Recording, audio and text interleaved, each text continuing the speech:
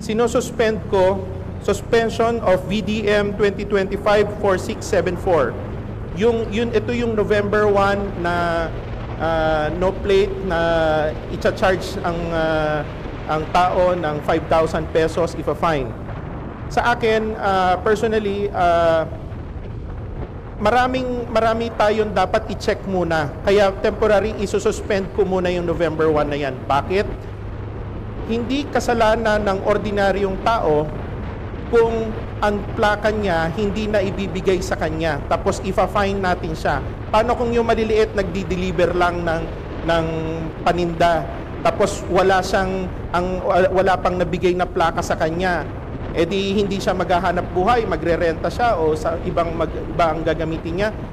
Pahirap yon. So kailangan tinitingnan muna natin kasi maraming factors na pwedeng nakaakibat dyan. Ano yung mga factors? Una, baka sa dealer may problema. Pangalawa, baka dito na mismo sa LTO. Kaya titingnan natin, hindi yung agad-agad natin i-impose yan para pahirapan natin ang taong bayan. Malinaw po ang mensahe ng ating Pangulo na huwag pahirapan ng taong bayan, tulungan, bigyan ng totoong serbisyo. Kaya sinususpend ko muna yan. Balikan ko yung suspension of plates. Although sinususpend ko yung plates, hindi ibig sabihin walang huhulihin na mga nagva-violate. Ano ang nagva-violate? Alam naman natin na merong iba na may plaka na, especially nakita ko nga mga sports car na may plaka na modelo, hindi nila kinakabit, nagkakabit sila ng mga yellow na Hong Kong plate dahil sa forma-forma, hulihin yan. Pangalawa, yung mga kababayan natin na wala naman pa talagang plaka, wag naman po tayong bumiyahe nang wala tayong authorization galing LTO. Gawa natin ang paraan na madali namang kumuha sa mga district offices, kumuha na tayo ng authorization. Pero yun nga sinabi ko, pansamantala, isususpend ko muna yon. Pero make sure na may dala-dala kayong authorization galing sa LTO.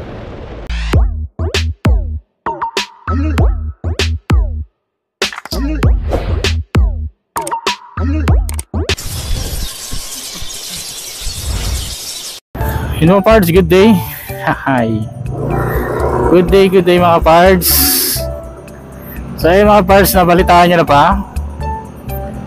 na cancel mga pards sa November 1 yung mga wala pang plaka o yung mga naka-temporary plate. Sabi na nga mga cancel yan eh. Kasi hindi naman kasi lahat talaga kayang makakuha ng plaka kasi maraming senaryo, iba-ibang senaryo sa buhay na hindi talaga makakatanggap ng plaka o wala pa talagang plaka kasi alanganin talaga mga parts, di lahat makaka-build ng plaka ng basta-basta kung mabilisan kasi nga yung iba naliligaw kung saan napupunta yung mga plaka nila, no? Pero mga parts, kung sakaling kayo ay hindi pa naka-avail ng plaka o nakakuha ng mga plaka nyo, tapos yun nga, in-implement nga na ika-cancel yung sa November 1 sa panghuhuli ng mga plaka, try nyo pa rin hanapin talaga kasi napapansin ko parang taktika talaga ng nasa akin lang based na nakikita ako, taktika ng LTO na kumuha o ma-force tayo na kunin na natin yung mga plaka natin. Yun. Kasi hindi naman nila kayang i-distribute ng sila lang yan, no? So nasabi ko yung mga nakaraang kong video, tapos sila yung nag-i-distribute ng plaka sa kanya-kanya o bahay, mga ganyan. Pero siyempre, mahihirapan sila dun kasi karamihan sa mga or iba sa mga may mga plaka or wala pang plaka, napagbenta na yung kanilang mga motorsiklo. So saan address mo hanapin yung motor? Diba? Saan address mo hanapin yan? Kaya ang ginagawa, tayo na lang kumuha ng plaka natin. Kasi lang, yun nga lang, medyo kahirapan is either sa kasa kung saan nyo nabili yung motor nyo, or sa regional office ng LTO kung saan region yung motor nyo, kung NCR or sa kabilang panig ng earth. Diba? Kasi kung sakaling sila yung mag-distribute niyan sa kada bahay, kagastos na naman sila dyan. Wala naman yata ang budget para dyan kung saan na napunta yung budget sakali mas. Itong mga nakaraang araw hindi na bago yung mga balitang tawag doon, yung mga parts, yung mga corruption sa gobyerno natin. Sa bagay, dati pa naman yan. Maliit pa lang ako may corruption wala nang bago talaga, no? Grabe talaga nangyayari sa atin. Parang ulit-ulit yung nangyayari, tapos palala ng palala nangyayari sa atin. Tapos yun yung nabalita yung nag-viral. Ewan ko, parang yata may katungkulan sa Senado. Yung driver na nakit, tapos naka-blinker yung sasakyan. Pag sa ating maliliit na motorista, or hindi naman talaga tayo, sabihin natin mapera talaga, makitaan tayo ng konting violation, nangyayari talaga tayo. Nangyayari talaga. Unlike sa ibang mga may pera, may katungkulan.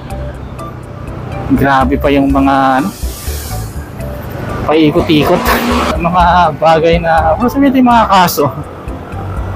Pinapairal nila yung pera nila. Yan talaga dito sa atin.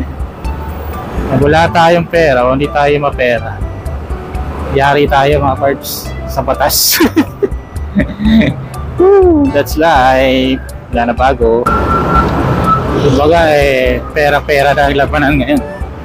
At hindi pa pala ako nag-checkpoint. Inaantay ko ma-checkpoint ako para masubukan yung